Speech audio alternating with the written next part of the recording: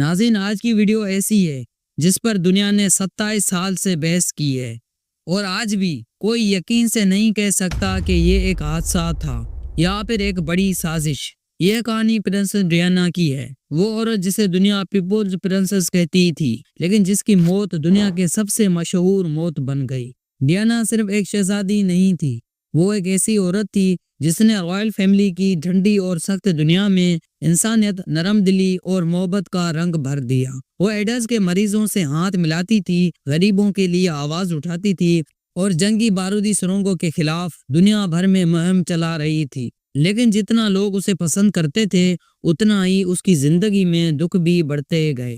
Prince Charles سے شادی کے بعد ڈیانا کی زندگی محلوں میں قید ہو گئی۔ میڈیا، رائل رولز اور پھر چارلس اور کیملا کی کہانی۔ ڈیانا نے خود ایک انٹرویو میں کہا تھا، اس شادی میں ہم 3 لوگ تھے۔ یہ جملہ رائل فیملی کے لیے ایک دھماکہ تھا۔ اور پھر 1996 میں طلاق ہو گئی، لیکن طلاق کے بعد بھی ڈیانا آزاد نہ ہو سکی کیونکہ میڈیا اس کے پیچھے سایہ بن کر لگ گیا۔ 1997 میں ڈیانا کی زندگی میں ایک نیا نام آیا، ڈوئی فیڈ۔ وہ ایک بزنس مین کا بیٹا تھا اور کہا جاتا ہے ڈیانا پہلی بار سچ میں خوش نظر آ رہی تھی۔ یہی وہ پوائنٹ تھا جہاں سے کہانی نے خوفناک موڑ لے لیا۔ 31 اگست 1997 پیرس کے شہر کی اندھیری رات کے دوران ڈیانا اور دودی ایک ہوٹل سے نکلتے ہیں۔ ان کے ساتھ تھا ڈرائیور ہینری پول اور باڈی گارڈ ٹریور ریس جونیز۔ پاپارازی یعنی فوٹوگرافر ان کے پیچھے بھیڑوں کی طرح لگے ہوئے تھے۔ ڈیانا کی گاڑی بہت تیز رفتاری سے پیرس کے سڑکوں پر دوڑتی ہے اور پھر وہ گاڑی داخل ہوتی ہے ایک سرنگ میں اور اگلے چند سیکنڈ میں ایک دھماکہ ہوتا ہے۔ کار دیوار سے ٹکرا جاتی ہے، دودی اور ڈرائیور وہیں مر جاتے ہیں، لیکن ڈیانا زندہ تھی۔ یہاں سب سے بڑا سوال پیدا ہوتا ہے، ڈیانا حادثے میں زخمی تھی لیکن فوری نہیں مری تھی۔ وہ اسپتال لے جائی گئی اور کئی گھنٹوں بعد اس کی موت ہوئی۔ لوگوں کا کہنا تھا اگر ریسکیو اور علاج تیز ہوتا تو شاید ڈیانا بچ جاتی۔ آفیشیل رپورٹس میں کہا گیا ڈرائیور نشے میں تھا اور گاڑی بھی تیز تھی، پاپارازی پیچھے تھے، حادثہ ہو گیا اور بس کیس بند۔ لیکن مسئلہ یہاں ختم نہیں ہوا۔ ناظرین، دنیا نے یہ بات کبھی قبول نہ کی۔ اب آتے ہیں ان سوالات پر جو آج تک زندہ ہیں۔ کچھ لوگوں نے دعویٰ کیا ہے کہ ڈیانا دودی کے بچے کی ماں بننے والی تھی، تو یہ رائل فیملی کے لیے سب سے بڑا سکینڈل ہوتا، کیونکہ ایک مسلمان مصری خاندان سے رائل فیملی کا تعلق، یہ سب برداشت نہیں ہوتا۔ لیکن یہ بات کبھی ثابت نہ ہوئی۔ کچھ گواہوں نے کہا سرنگ میں ایک سفید گاڑی بھی تھی اور حادثہ اس گاڑی کی وجہ سے ہوا۔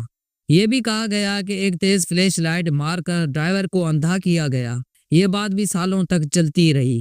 یہ سب سے عجیب بات ہے، پیرس جیسے شہر میں جہاں ہر جگہ کیمرے ہوتے ہیں، وہ سرنگ جہاں حادثہ ہوا وہاں کا CCTV یا تو تھا ہی نہیں یا پھر کام نہیں کر رہا تھا۔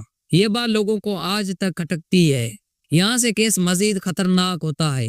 کچھ رپورٹس میں برٹن خفیہ ایجنسی M16 کا نام لیا گیا اور یہ کہا گیا کہ ڈیانا کو ہٹ کیا گیا ہے، لیکن کوئی بھی حتمی ثبوت نہ مل سکا۔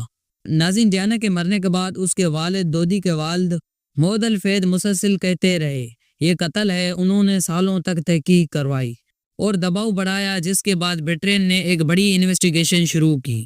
کئی سال تک گواہیاں، ریکارڈ اور رپورٹ، اور نتیجہ حکومت نے کہا یہ قتل نہیں تھا، یہ حادثہ تھا، کیونکہ ڈیانا ایک عام شخصیت نہیں تھی، وہ ایک ایسی عورت تھی جس نے رائل فیملی کو عوام کے سامنے ننگا کر دیا تھا۔